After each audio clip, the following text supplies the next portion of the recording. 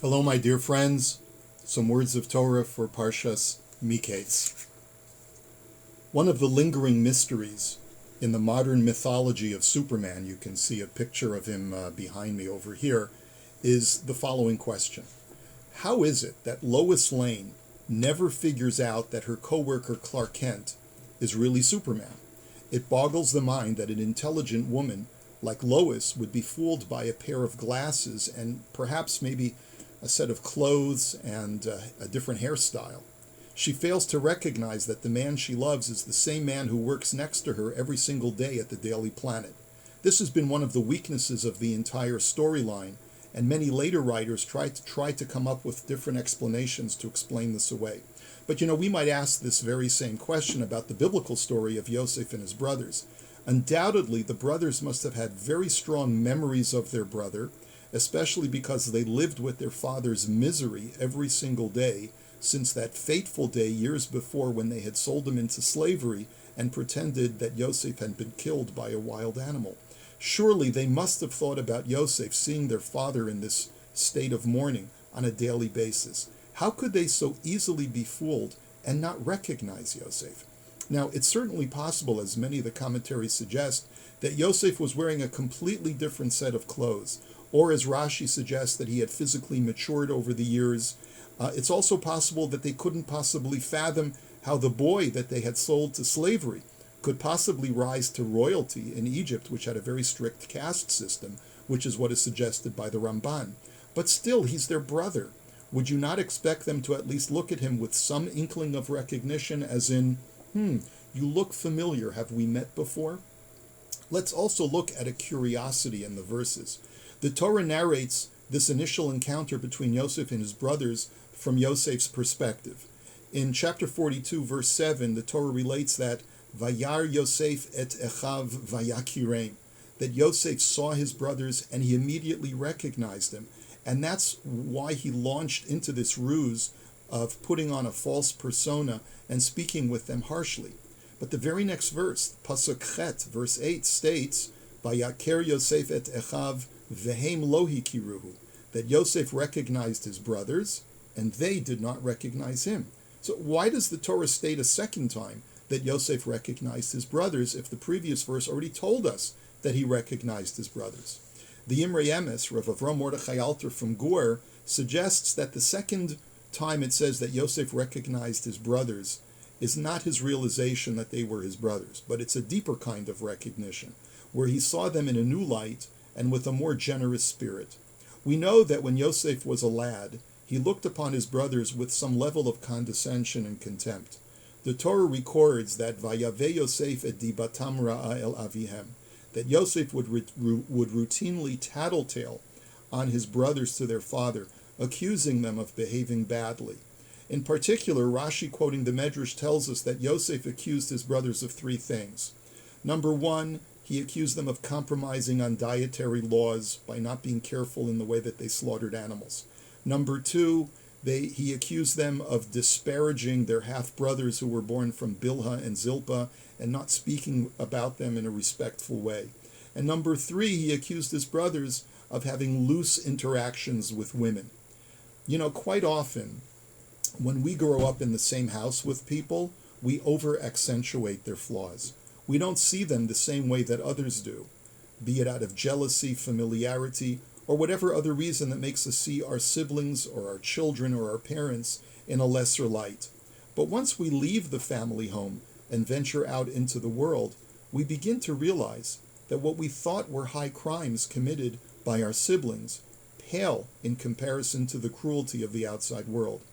Yosef needed to live in Egypt for several years in order to realize that his brother's minor infractions were nothing near to the kinds of depravity that he was witness to in Egypt.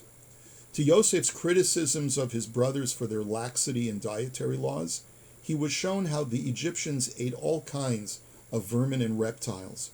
We may adduce this from the fact that in the book of Vayikra in Leviticus, when Hashem commands us to not eat shratzim, which are vermin and insects, the concluding verse of that law states, Ki ani Hashem hama'aleh etchem me'eretz Mitzrayim, for I am God who has lifted you out of the land of Egypt to be your God so that you can be holy.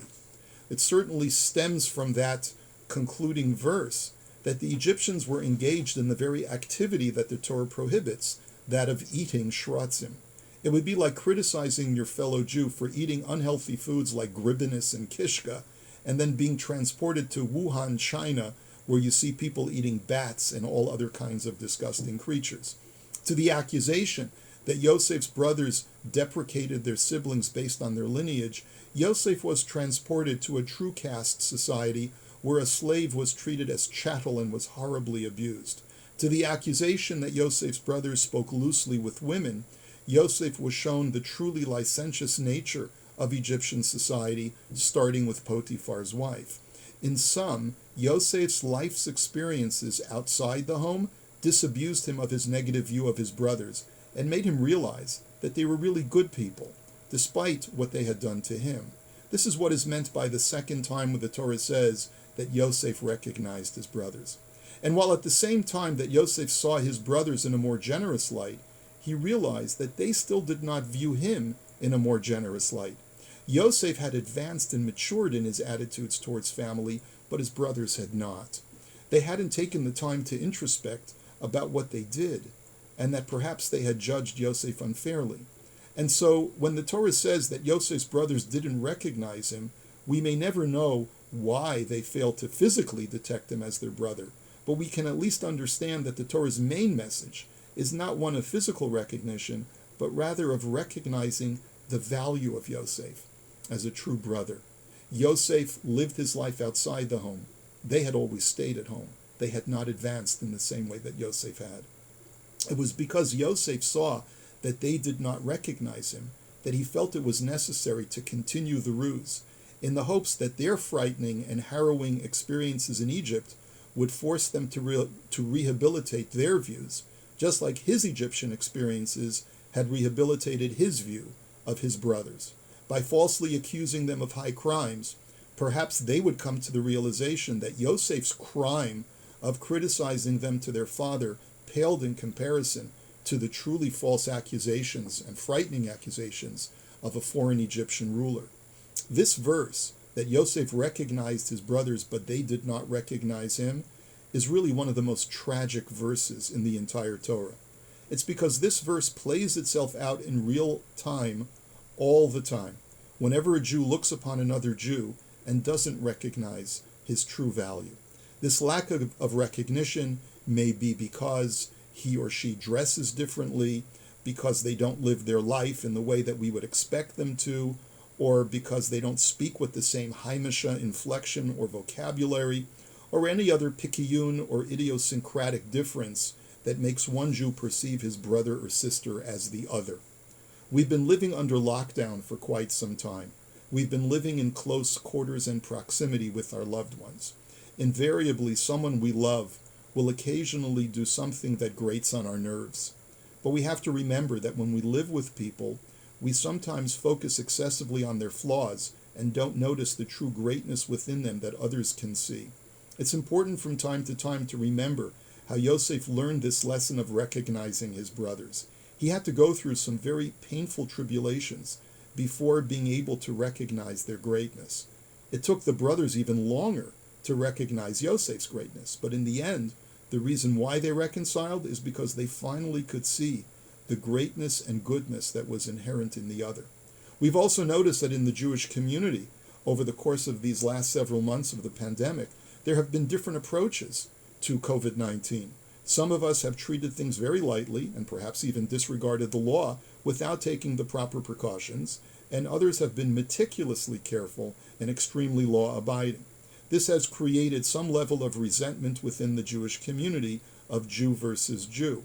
It will be very important, once this pandemic is over and everyone hopefully is vaccinated and healthy, that we learn to put all of that behind us and to recognize the larger greatness that exists within each and every one of our brothers and sisters.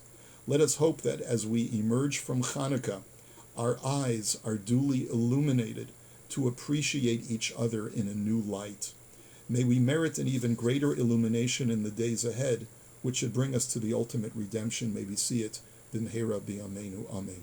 Wishing you a beautiful Shabbos that is filled with light. Shabbat Shalom, friends.